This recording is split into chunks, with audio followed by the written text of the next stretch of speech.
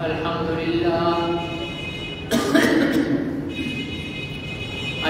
لله نحمده ونستعينه ونستغفره ونؤمن به ونتوكل عليه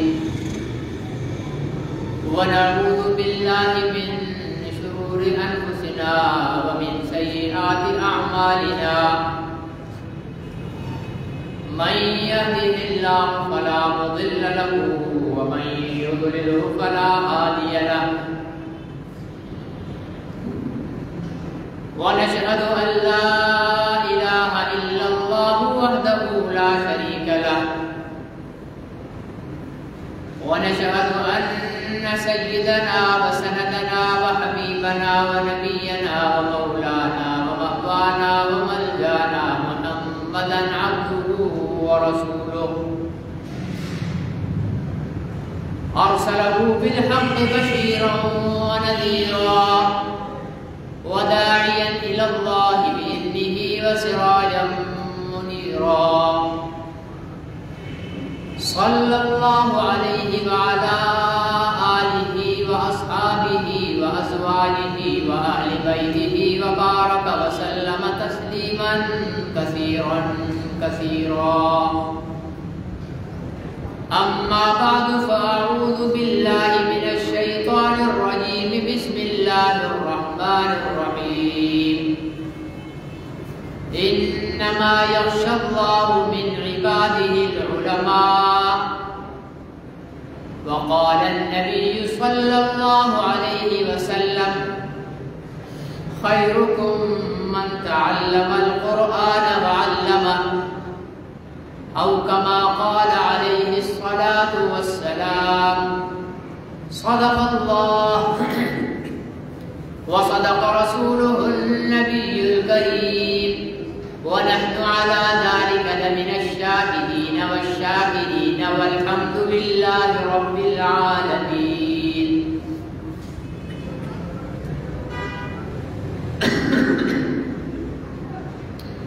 محترم بزرگوں اور بھائیوں،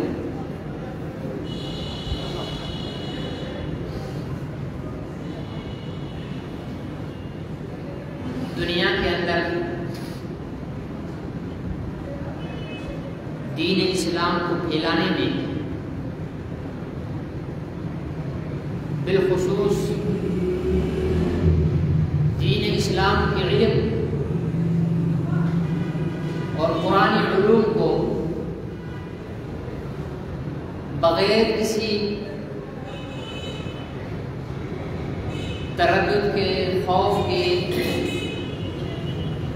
کسی تبدیلی کے بغیر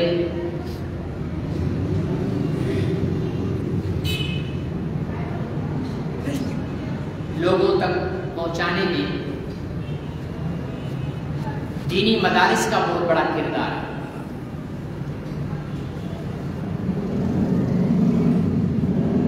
آج ہم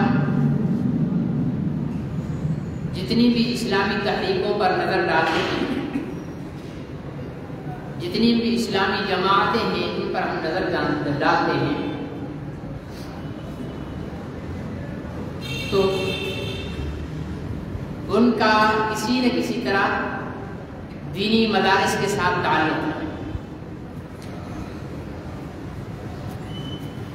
دنیا میں اسلام کی تبلیغ کے لیے بہت سارے طریقے رائج ہیں، بہت ساری جماعتیں اسلام کی تبلیغ کے لیے محنت اور جدوجہد اور کوشش کر رہی ہیں۔ ان میں سب سے مؤثر، آسان اور وسیع ترین نیٹ ورک جس جماعت کا ہے وہ تبلیغی جماعت ہے۔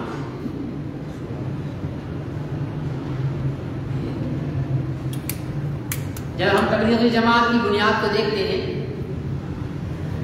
تو اس کے بانی ایک عالم دین ہے،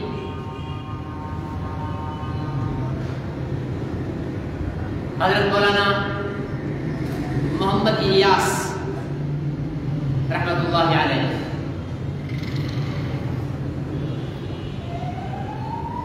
شیخ الحدیث حضرت مولانا زکریا حضرت مولانا محمد یوسف کاندھیلی، یہ حضرات، ان لوگوں نے تبلیغی جماعت کا بیڑا اٹھایا اور آج پوری دنیا کے اندر تبلیغی جماعت کی محنت کا ایک بہت بڑا نیٹ ورک قائم ہے۔ جس شہر کے اندر بھی مسجد ہے وہاں پر ضرور کسی نہ کسی طرح تبلیغی جماعت کا وجود موجود ہے۔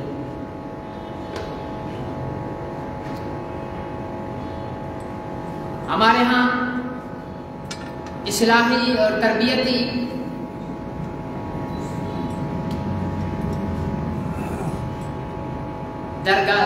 درسگاہیں جو ہیں وہ خانقاہیں ہیں۔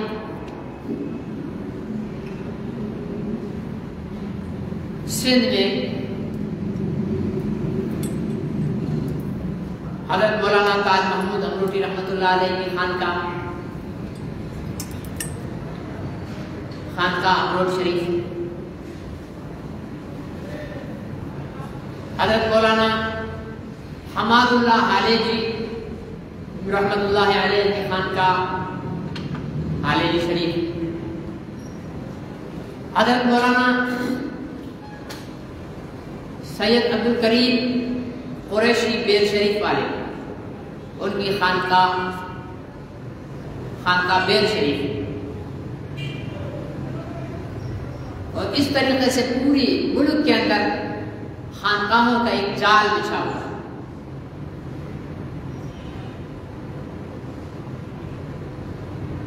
یہ سلسلہ بھی دینی مدارس کا مرہون منت ہے کہ ان خانقاہوں کے سجادہ نشین اور گدی نشین علماء اکرام ہیں، اور جہاں پر سجادہ نشین علماء اکرام نہیں ہیں تو آگے چل کر وہ خانقاہیں ہدایت کا ذریعہ نہیں رہتی، پھر گمراہی کا ذریعہ بن جاتی ہے۔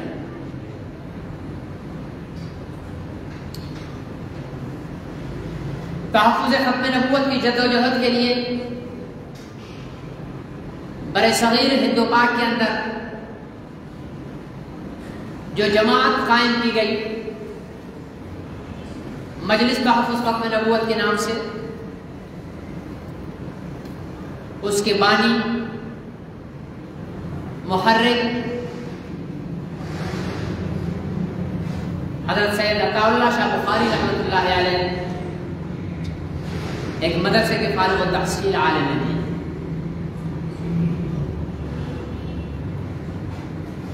جمعیت علماء اسلام پاکستان بننے کے بعد معرض وجود میں آئی، جس کا ایک اپنا نیٹ ورک اور میدان ہے۔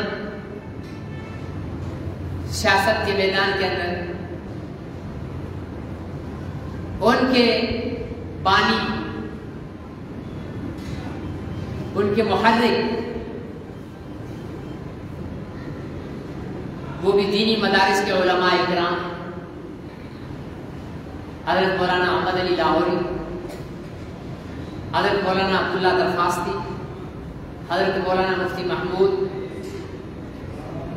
اور اس وقت بھی حضرت مولانا فضل الرحمان صاحب، یہ سارے مدارس کی پیداوار ہیں۔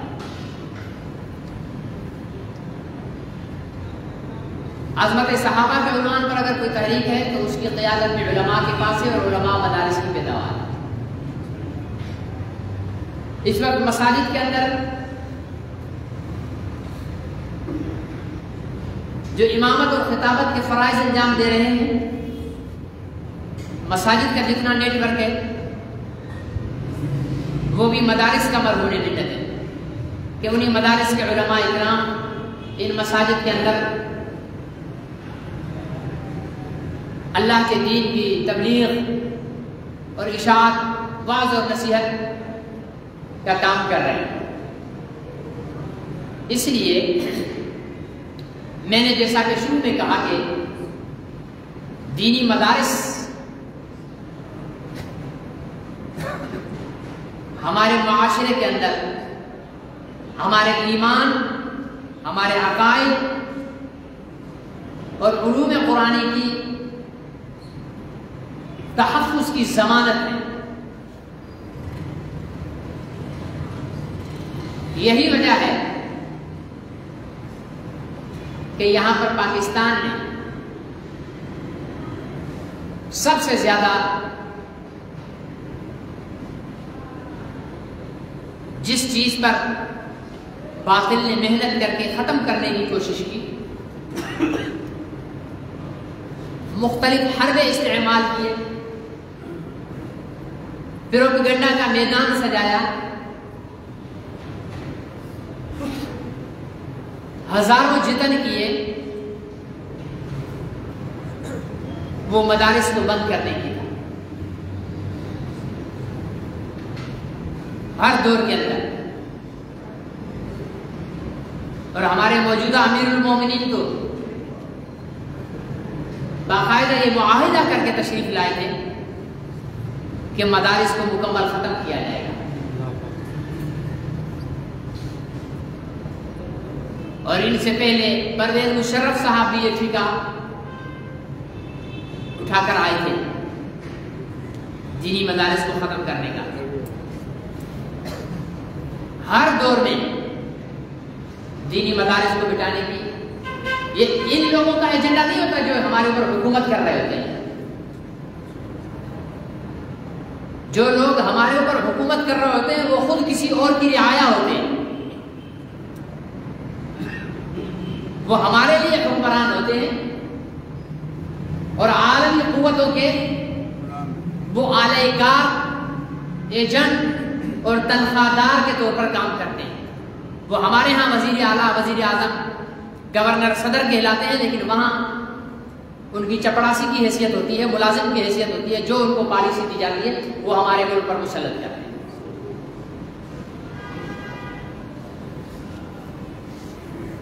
اس لیے وہ انہیں ہمارے حکمرانوں کو مختلف لالچیں دے کر، دھمکیاں دے کر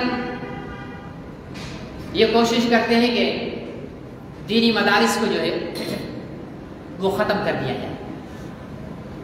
نہ مدارس ہوں گے، نہ مدارس سے علماء نکلیں گے، اور جب نہ علماء ہوں گے تو علم کی روشنی نہیں ہوگی، جب علم کی روشنی نہیں ہوگی تو جہل کا اندھیرا پھیل جائے گا، پھر کسی کے ایمان پر ڈاکہ ڈالنا، پھر کسی کے ایمان کو نقصان پہنچانا، پھر لوگوں کو گمراہ کرنا بہت آسان ہے۔ یہ سارا کھیل اس چیز کا حصہ ہے۔ لیکن یہ تو دنیا کی تدابیر ہے۔ انہم یکیدون کیدا فاکید کیدا فمہل الکافرین امہلہم رویدا۔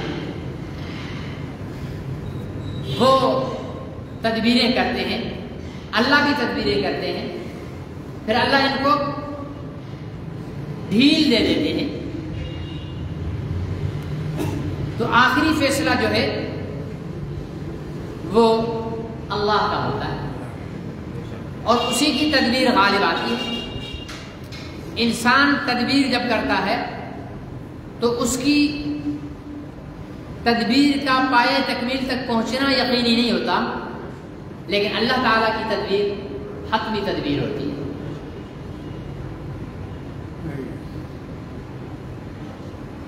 اللہ کی شان ہے، جب مدارس کو ہمارے ملک سے ختم کرنے کا بیڑا اٹھایا گیا، اللہ تعالیٰ نے ان مدارس کے نیٹ ورک کو اتنی وسیع برکت عطا فرمائی کہ اگر پرویز مشرف کے ملک پر مسلط ہونے سے کے وقت پاکستان میں مدارس کی تعداد 5000 تھی، تو پرویز مشرف کے دفع ہونے کے وقت پاکستان کے اندر مدارس کی تعداد 10,000 ہو چکی تھی، دگنی ترقی۔ اور یہ اللہ تعالیٰ دکھاتے ہیں، دیکھیں اگر اسباب وسائل سب چیزیں موافقت میں ہوں، ہوائیں آپ کے موافق ہوں، ٹھیک ہے نا، آپ جس رخ پر جا رہے ہیں ہوائیں بھی اسی رخ پر جا رہی ہیں، تو آپ کی ناؤ کا کنارے لگنا کوئی کمال کی بات نہیں ہے، ہوائیں چل رہی ہیں۔ مزہ تو تب ہے، اللہ کی مدد تو تب سامنے نظر آئے گی جب جس رخ پر آپ جا رہے ہیں اس کے مخالف ہوا کا زور ہے، شدت ہے، اور تمام تر صرف ہوا کی شدت نہیں ہے بلکہ طرح طرح کی رکاوٹیں اس کشتی کو کنارے تک پہنچنے سے روک رہی ہیں، لیکن وہ کشتی نہ صرف کنارے پہنچے بلکہ صحیح سلامت پہنچے اور پوری کامیابی کے ساتھ پہنچے، تو یہ کمال کی بات ہے۔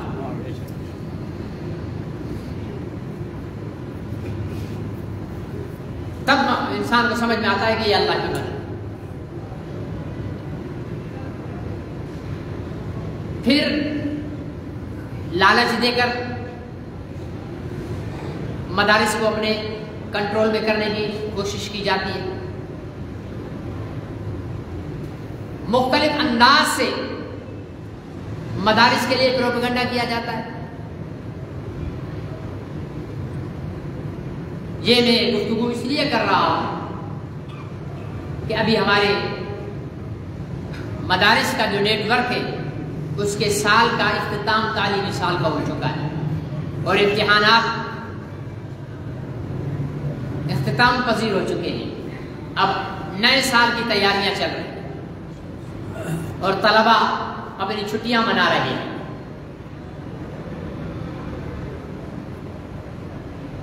پروپیگنڈا کے دوران بالخصوص پرویز مشرف فرعون وقت،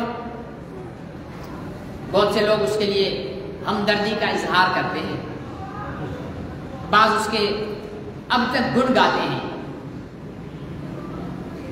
ہماری نظر میں وہ پہلے بھی فرعون وقت تھا، آج بیماری میں تڑپ رہا ہے تب بھی فرعون وقت ہے، قبر کے اندر چلا جائے گا تب بھی فرعون وقت ہے۔ ہماری زبانوں پر اس کے لیے کبھی ہمدردی کا بول نہیں آئے گا۔ کیوں نہیں آئے گا؟ کیونکہ یہ وہ بدبخت حکمران ہے جس نے مسجد پر گولیاں برسانے کا حکم دیا، یہ وہ بد نصیب ترین سیاہ نصیب والا حکمران ہے جس نے 2000 سے زیادہ بچیوں کو زہریلا پاؤڈر چھڑک کر ان کو پانی میں تبدیل کر دیا، صرف ہڈیاں رہ گئیں۔ یہاں تم اقتدار کے نشے میں اگر بچ بھی گئے ہو تو اللہ کے عذاب سے تو نہیں بچ سکو گے۔ اور اللہ تعالیٰ نے خود اس کا انٹرویو کا ایک اقتباس میں نے پڑھا، کہتا تھا کہ مجھے ایک ایسی بیماری لگی ہے جو 1,00,000 آدمیوں میں ایک کو لگتی ہے، اور وہ بیماری کیا ہے؟ کہنے لگا کہ میری ہڈیاں گل رہی ہیں۔ یہ تو گوشت گلتا ہے نا، گوشت نہیں، ہڈیاں گل رہی ہیں۔ اس نے دینی تعلیم حاصل کرنے والی اور قرآن پڑھنے والی بچیوں کا گوشت جلایا، اللہ تعالیٰ اس کی ہڈیاں جلا رہے ہیں، اور کوئی محفوظ نہیں رہے گا، کوئی محفوظ نہیں رہے گا جو اس لال مسجد کے واقعے کے اندر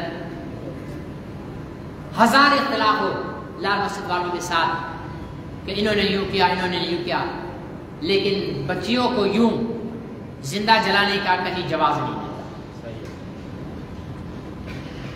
تو اس فرعون وقت نے اپنے دور میں امریکی ایما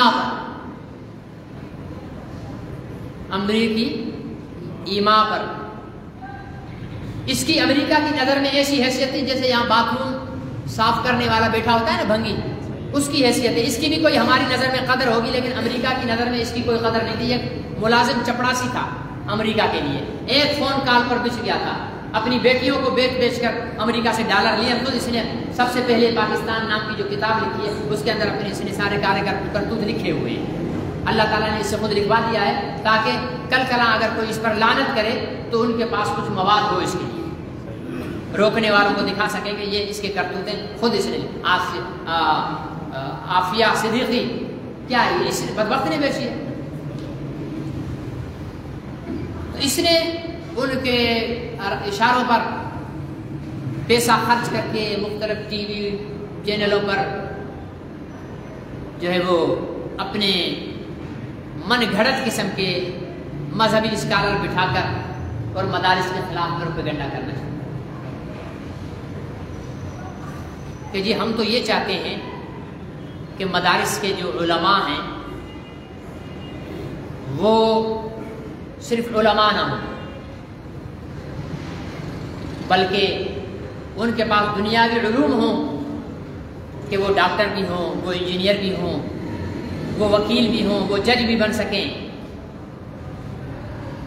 ٹھیک ہے نا جی، وہ ایس پی ڈی ایس پی بھی لگ سکیں. میں ابھی بھی چیلنج سے کہتا ہوں کسی ایک ضلع میں ایک مولوی صاحب کو ایس پی لگا دو اور ایک مولوی صاحب کو ڈی سی لگا دو، تمہارے P H D S P اور ڈی سی سے زیادہ امن قائم کر کے دکھا دیں گے.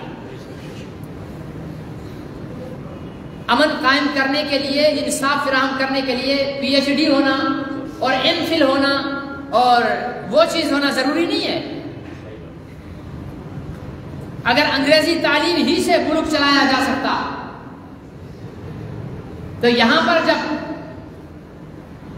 احساس پروگرام کے تحت عورتوں کو لمبی قطاروں میں کھڑا کر کے دھکے دے دے کر 12-12 ہزار روپے دیے جا رہے ہیں تو افغانستان میں وہاں کا ملا بغیر پی ایچ ڈی کے، بغیر ایم اے کے، بغیر کوئی دنیاوی تعلیم کے بورے اپنے کندھوں پر اٹھا اٹھا کر غریبوں کے دروازے پر پہنچا رہے ہیں. اس کے لیے احساس ہونا لازمی ہے، علم ہونا لازمی نہیں ہے، انسانیت ہونا لازمی ہے.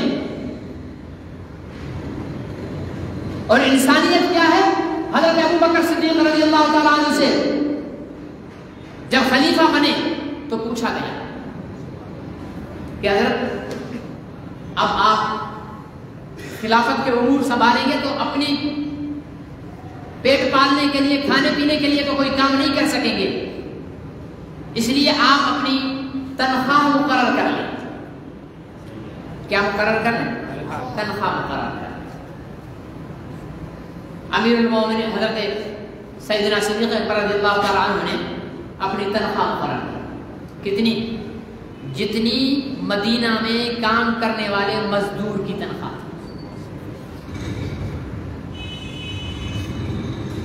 ٹھیک ہے نا؟ جتنی کام کرنے والے مزدور کی تنخواہ تھی اتنی. آج مزدور کتنی لیتا ہے دیہڑی؟ 1000 روپے. اور اس میں 4 جمعے کی چھٹیاں ہوتی ہیں. 30,000 روپے بھی ہم لگائیں ایک مزدور کی تنخواہ تو آج کے صدر، وزیر اعظم، governor, chief justice, army chief اتنی تنخواہ ہے. 30,000 میں تو ان کے بوٹ ہوتے ہیں. 30,000 میں تو ان کا ایک چائے کا کپ پڑتا ہے انہیں. یہ وہ لوگ ہیں جو آکسفورڈ سے،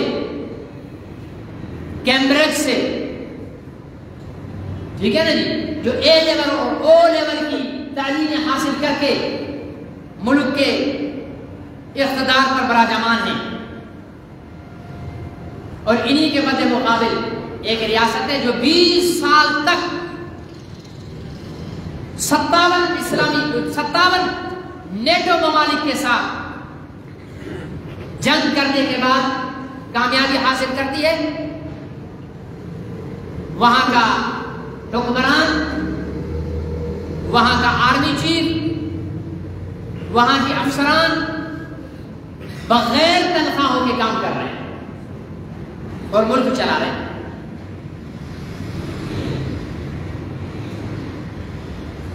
تو ان لوگوں نے نعرہ کیا لگایا کہ ہم یہ چاہتے ہیں کہ مدارس کے اندر انگریزی تعلیم بھی پڑھائی جائے، ریاضی بھی پڑھائی جائے اور سائنس بھی پڑھائی جائے.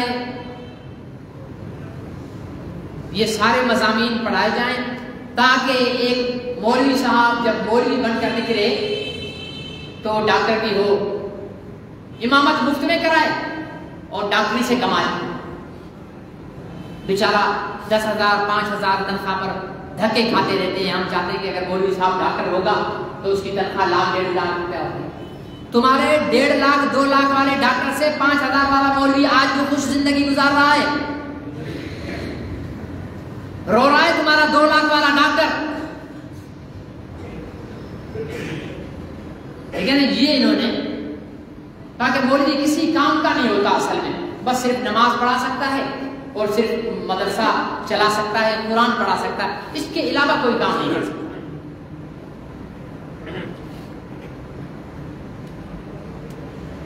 آج تک کسی ڈاکٹر کو پیدا ہونے والے بچے کے کان میں اذان دیتے ہوئے دیکھا ہے آپ نے؟ کسی ڈاکٹر کو کسی کا جنازہ پڑھاتے ہوئے دیکھا ہے؟ کسی ڈاکٹر کو کسی کا نکاح پڑھاتے ہوئے دیکھا ہے؟ کسی پروفیسر کو، کسی انجینئر کو، کسی وکیل کو؟ آپ نے سنا کہ سانگڑ کے ایس پی صاحب نے فلانے کا نکاح پڑھایا، سانگڑ کے ڈی سی صاحب نے فلانے کا جنازہ پڑھایا، یا سانگڑ کے سول اسپتال ڈسٹرکٹ ہیڈ کوارٹر ہاسپٹل کے جو ایم ایس ہیں انہوں نے جناب فلانے کے بچے کے کان میں اذان دی، کبھی سنا؟ حالانکہ وہ بھی مسلمان ہیں، یا نہیں ہے مسلمان؟ اذان تو ہر مسلمان کو آتی ہے۔ مولوی نے دین سیکھا، دین میں نماز کو سیکھا، دین میں روزے کو سیکھا، دین میں حج کو سیکھا، دین میں زکوٰۃ کو سیکھا، دین میں جہاد کو سیکھا، دین میں تبلیغ کو سیکھا۔ پھر سیکھنے کے بعد مولوی مسجد میں آیا، مسجد میں مولوی کو رکھا گیا۔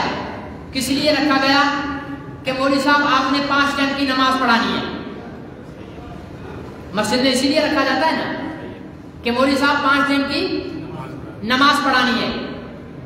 مولوی کا کام یہ ہے، مولوی صاحب آپ نے قرآن شریف کے لیے بچے پڑھانے ہیں، ٹھیک ہے یا نہیں؟ آپ نے مولوی صاحب کو رکھا کہ مولوی صاحب آپ نے جمعہ پڑھانا ہے۔ اس کے مقابلے میں ڈاکٹر کس لیے ہے؟ کہ ڈاکٹر صاحب آپ نے بیماروں کو چیک کرنا ہے، وکیل صاحب آپ نے لوگوں کو قانونی مدد فراہم کرنی ہے، انجینئر صاحب آپ نے بلڈنگیں بنانے کے لیے نقشے تیار کرنے ہیں اور مشاورت کرنی ہے، ٹھیک ہے نا جی؟ اور سی ایس ایس کرنے والے افسران آپ نے ملک میں امن قائم کرنا ہے، ٹھیک ہے نا؟ مولوی دین کے لیے بنایا گیا اور دینی ضروریات پوری کرنے کے لیے بنایا گیا، ڈاکٹر طبی ضروریات پوری کرنے کے لیے بنایا گیا، وکیل قانونی ضروریات پوری کرنے کے لیے بنایا گیا، انجینئر تعمیراتی ضروریات پوری کرنے کے لیے بنایا گیا۔ یہ انتظامیہ کا جو اسٹرکچر ہے یہ انتظامی ضروریات پوری کرنے کے لیے بنایا گیا۔ اب ہونا یہ چاہیے تھا کہ ڈاکٹر کے آنے کے بعد کوئی مریض بغیر دوا کے بولو رہنا چاہیے؟ نہیں رہنا چاہیے۔ انجینئر کے آنے کے بعد کوئی بلڈنگ بغیر منصوبہ بندی کے نہیں ہونی چاہیے۔ وکیل کے ہوتے ہوئے کوئی قانون کے لیے دھکے نہ کھانے والا ہو۔ انتظامی امور سنبھالنے والوں کے لیے مکمل امن اور سلامتی اور انتظام صحیح سلامت ہونا چاہیے، اور مولوی کے ہوتے ہوئے دنیا مذہبی تمام ضروریات پوری ہونی چاہیے۔ اب ہم تقابل کرتے ہیں، کہ دیکھیں ڈاکٹر اپنی ضروریات کو پوری کر رہا ہے، مولوی اپنی ضروریات کو پوری کر رہا ہے، انجینئر اپنی ضروریات کو پوری کر رہا ہے، مولوی اپنی ضروریات کو پوری کر رہا ہے، وکیل اپنی ضروریات کو پورا کر رہا ہے، انجینئر اپنی ضروریات کو پورا کر رہا ہے، افسر اپنی ضروریات کو پورا کر رہا ہے، مولوی اپنی ضروریات کو پورا کر رہا ہے۔ جب بغیر تعصب کے انتہائی سچائی کے ساتھ ہم نے جائزہ لیا تو ڈاکٹر کے ہوتے ہوئے ہزاروں لوگ دوائی سے محروم ہیں، لیکن مولوی کے ہوتے ہوئے کوئی کلمے سے محروم ہے۔ ڈاکٹر کے ہوتے ہوئے صحت سے بہت بڑا حصہ ہمارے معاشرے کا محروم ہے، لیکن آج نماز پڑھانے کے لیے مولوی تو موجود ہوگا، نمازی نہ ہو وہ اور بات ہے۔ جب بھی آپ کو نماز پڑھانے کی ضرورت پڑے گی آپ کو مولوی ملے گا۔ کسی محلے کی مسجد، کسی محلے میں مکتب ایسا نہیں ہوگا۔ آپ رمضان المبارک میں اس جمعے میں کھڑے ہو کر اعلان تو کریں مجھے اپنے گھر میں تراویح پڑھانی ہے، 10 حافظ آپ کے گھر پہ پہنچ جائیں گے کہ ہم حاضر ہیں، ہم پڑھانے کے لیے تیار ہیں۔ آپ کے ابا کا، آپ کے دادا کا، آپ کے بھائی کا جنازہ ہے، آپ کھڑے ہیں، آپ کو مولوی نہیں مل رہا، وہی جنازے پر کھڑے ہو کر کے دیں کوئی عالم دین آگے آ جائے، آپ ایک طلب کریں گے 10 آ کر کھڑے ہو جائیں گے کہ حکم کریں ہم جنازہ پڑھانے کے لیے تیار ہیں۔ نکاح پڑھانا ہے، مجلس بیٹھی ہوئی ہے، مولوی کو نہیں دیا، آپ کہیں بھائی مولوی صاحب کو بلا کر لاؤ۔ نکاح پڑھانا ہے، آپ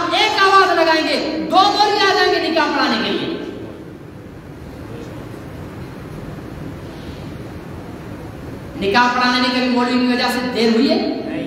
نماز پڑھانے میں مولوی کی وجہ سے دیر ہوئی ہے؟ بچے کے کان میں اذان دینے کے لیے مولوی صاحب نے کبھی دیر کی ہے؟ جنازہ پڑھانے میں کبھی مولوی صاحب نے دیر کی ہے؟ نہیں کیے. لیکن ڈاکٹر صاحب نے مریض کے لیے علاج کرنے میں دیر کی ہے, وکیل نے انصاف فراہم کرنے میں دیر کی ہے, انجینئر نے بلڈنگوں میں غبن کیے اور ان بلڈنگوں کو صحیح ایمانداری سے بنانے میں دیر کی ہے, افسران نے انتظام شہر کے امن اور سلامتی, ملک کے امن اور سلامتی کو درست رکھنے میں دیر کی ہے. اگر دیر نہیں کی ہے تو مولوی جس کام کے لیے بنا تھا وہ کام پورا ہو رہا ہے, باقی سارے کام ادھورے ہیں. نہیں ہے تو میرے ساتھ دلیل سے بات کروا. آپ کو حق میں ناراض نہیں ہوں گا, میں غصہ نہیں ہوں گا, لیکن بات دلیل سے کرو. ایک ایک مسجد کے اندر 2 مولوی 3 مولوی ہوں گے. مولوی کو نماز کے لیے دے رہے ہو, نکاح پڑھانے کے لیے جا رہے ہو, کبھی نہیں کہے گا کہ 10,000 روپے مجھے دو ورنہ میں نکاح نہیں پڑھاؤں گا. آپ ڈاکٹر کو بغیر فیس کے گھر کو لے کر جاؤ مریض دکھانے کے لیے. آپ وکیل سے بغیر فیس کے بات تو کرو. آپ اس کو کیس اس کو سمجھاؤ گے یعنی یہ مشورہ دے دے, بولے میری آفس میں آ جاؤ. آپ کسی انجینئر کو تو کہو کہ جناب یہ 5 فٹ کی ایک دکان ہے, اس کا ذرا نقشہ تو بنا دو, بولے گا نہیں بنا کر دوں گا, فیس جمع کراؤ.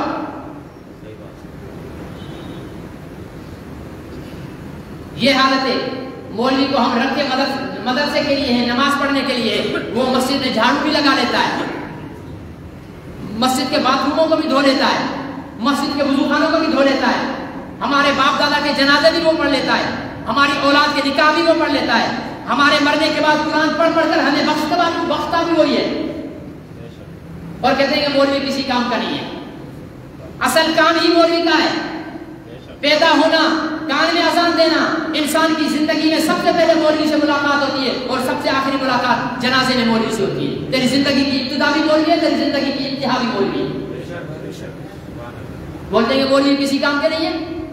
جو بولتے ہیں مولوی کسی کام کے نہیں ہے, وہ جنازے ڈاکٹروں سے پڑھوائیں, وہ نکاح انجینئروں سے پڑھوائیں, وہ اذان ایس پی ڈی ایس پی سے دلوائیں. یہ محض ایک پروپیگنڈا ہے کہ مولوی کسی کام کا نہیں. مولوی نے جو پڑھا ہے وہ کر رہا ہے. مولوی نے پڑھا جھوٹ حرام, ہر جمعے بیٹھ کر جھوٹ کے خلاف تقریر کرتا ہے. مولوی نے پڑھا زنا حرام, ہر جمعے بیٹھ کر زنا حرام کی تقریر کرتا ہے. مولوی نے پڑھا سود حرام, ہر جمعے بیٹھ کر اپنے مقتدیوں کو بتاتا ہے کہ سود حرام ہے. اس کا جو کام ہے وہ پورا کر رہا ہے. بات یہ ہے کہ ڈاکٹروں کا جو کام ہے وہ پورا کر رہا ہے, انجینئروں کا جو کام ہے وہ پورا کر رہا ہے, ٹیچروں کا جو کام ہے وہ پورا کر رہا ہے. کبھی دیکھا ہے کہ مولوی صاحب ایک نماز تو یہاں پر پڑھا رہے ہو اور دوسری نماز کسی چودھری صاحب کے پاس 10,000 روپے ٹیوشن کے طور پہ پڑھا رہے ہو کہ جناب میں آپ کے گھر میں آ کر بھی نماز پڑھا دیا کروں گا؟ دیکھا ہے کبھی ٹیچر ایسا کرتا ہے؟ نہیں کرتا. اسکول میں پڑھائے نہ پڑھائے, لیکن اسکول کے بچوں کو کہتا ہے کہ میرے گھر آ کر ٹیوشن پڑھنا. یہاں پر کیونکہ اس کو بدی تنخواہ ملے گی اس لیے یہ تنخواہ حلال نہیں کر رہا, وہاں سے 2,000 4,000 روپے فی سبجیکٹ لے کر ان کو پڑھا رہا. یہ بدیانتی نہیں ہے. یہ طبقہ جو تنخواہ اسکول کی لیتا ہے پڑھاتا ٹیوشن پر ہے. یہ طبقہ جو مریضوں کو دیکھنے کے لیے اسپتال میں گورنمنٹ نے اسے مقرر کیا ہے 2 لاکھ 2.5 لاکھ روپے سے تنخواہ دے رہے ہیں, پرائیویٹ کلینک پر دیکھ رہا ہے. یہ طبقہ آپ کہتا ہے کہ مولوی کسی کام کا نہیں ہے. یہ قرآن کی برکت ہے, اللہ کے دین کی برکت ہے کہ اللہ تعالیٰ نے ان علماء اکرام کو معاش کے معاملے کے اندر اتنا پریشان نہیں کیا. ان کے روپے میں بھی اللہ نے برکت رکھ دی ہے اور تمہارے لاکھ میں بھی برکت نہیں ہے. کہا کہ مولوی کسی کام کا نہیں ہے, تو ڈاکٹر کس کام کا ہے؟ صرف مریض کی نبض دیکھتا ہے اور کیا کرتا ہے؟ کچھ اور بھی کرتا ہے؟ سوئی بھی نہیں لگاتا. لگاتا ہے ڈاکٹر, کمپاؤنڈر رکھا ہوتا ہے. لیکن مسجد میں اگر مؤذن کبھی دیر سے ہو تو مولوی اذان خود دے دیتا ہے. کہتے ہیں کہ مولوی نے جو سیکھا ہے وہ کر رہا ہے. اگر آپ یہ کہہ رہے ہو کہ مولوی کو ڈاکٹر بھی ہونا چاہیے, مولوی کو انجینئر بھی ہونا چاہیے, مولوی کو وکیل بھی ہونا چاہیے, مولوی کو جو ایس پی ڈی ایس پی بھی ہونا چاہیے, تو میرے بھائی آپ کے ڈی ایس پی کو مولوی بناؤ نا. مولوی کو کیوں ڈی ایس پی بنا رہے ہو جائے گا مولوی ڈی ایس پی. آپ اپنے وکیل کو مولوی بناؤ, آپ ڈاکٹر کو عالم بناؤ.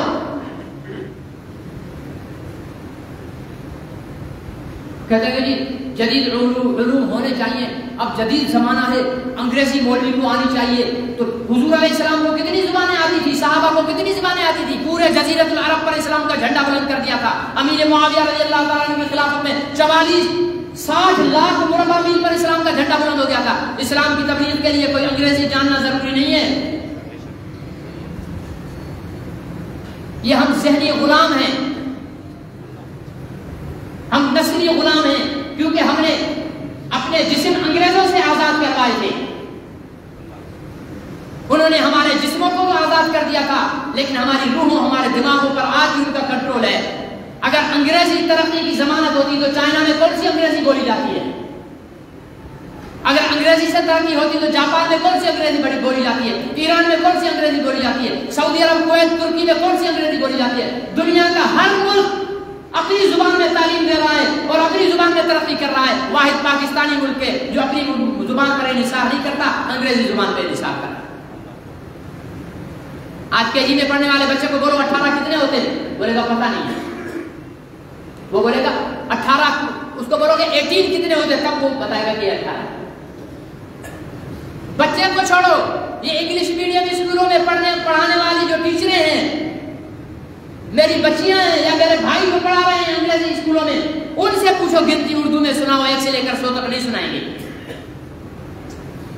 نہیں آتی ہے. اپنی زبان بھول گئے یا ملک کو ترقی پر لے جائیں گے. انگریزی سے ملک ترقی میں نہیں آتا.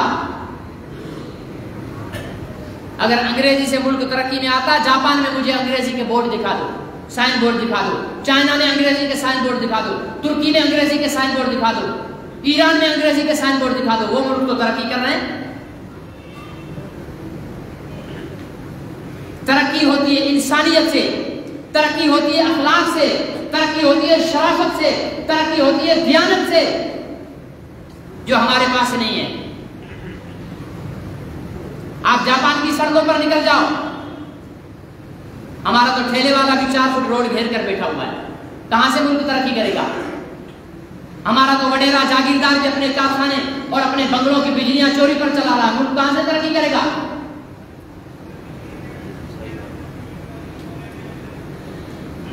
ایک پاکستانی نے اپنا واقعہ لکھا کہ میں جاپان گھومنے کے لیے گیا, رات کا ٹائم تھا, کوئی ٹریفک نہیں تھی, تو وہاں سڑکوں کے ساتھ پیدل چلنے والوں کے لیے نشان لگے ہوئے.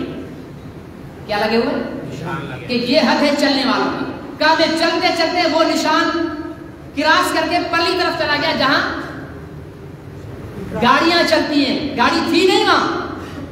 بولا میں نے وہاں قدم رکھا, جاپانی نے چیخ کر شور مچا, یہ کیا کر رہے ہو؟ گھسیٹ کر ادھر کر دیا. اس کا نام احساس ہے, اس کا نام قانون کی پاسداری ہے. ہم تو گاڑی کھڑی کرتے ہوئے بھی نہیں سوچتے کہ پتہ نہیں میں یہاں گاڑی کھڑی کر رہا ہوں تو کتنے جنوں کے لیے مصیبت کا سامان بنے گا. ہماری جانوروں والی زندگی ہے. جیسا جانور کو پیشاب کرتے ہوئے احساس نہیں ہوتا میں یہاں موت رہا ہوں تو میرے موتنے کا کتنا کسی کو نقصان ہوگا, اس طرح ہمیں بھی کوئی احساس نہیں ہے. ٹھیلا جہاں کھڑا کیا ہوا ہے کھڑا کیا ہوا ہے, دکان پہ ٹھیا آگے بڑھایا ہوا ہے, سامان روڈ پہ رکھا ہوا ہے. انجینئر اپنی جگہ پر دیانتی کر رہا ہے.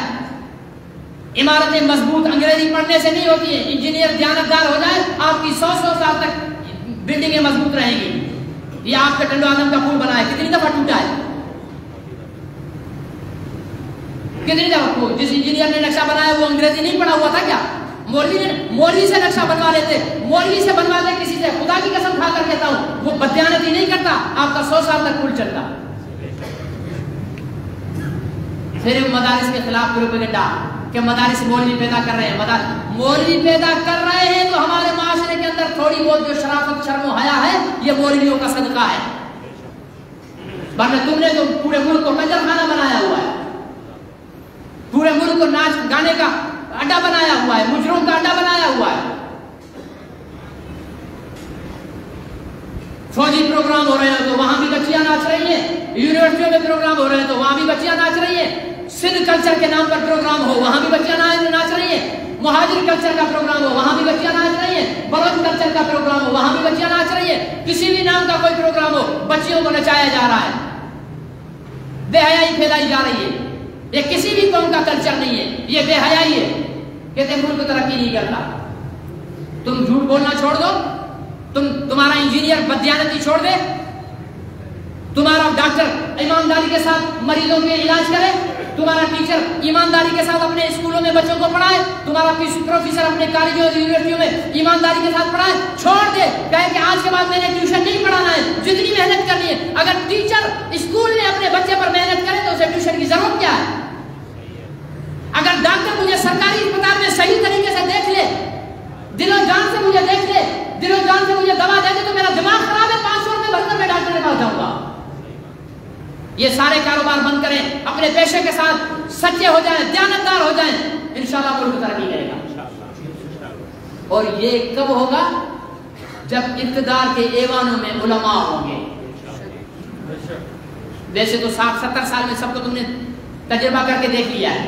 حاجی صاحب بھی آ گئے، ہاں جی بی بی بھی آ گئی، بیوہ بھی آ گیا، سب آ گئے، تجربہ کر کے دیکھ لیا. اب صرف علماء رہ گئے ہیں اقتدار کے ایوانوں میں. اور یہ میں ایسے ہی نہیں کہہ رہا، دیکھو نا تجربہ ہوتا ہے.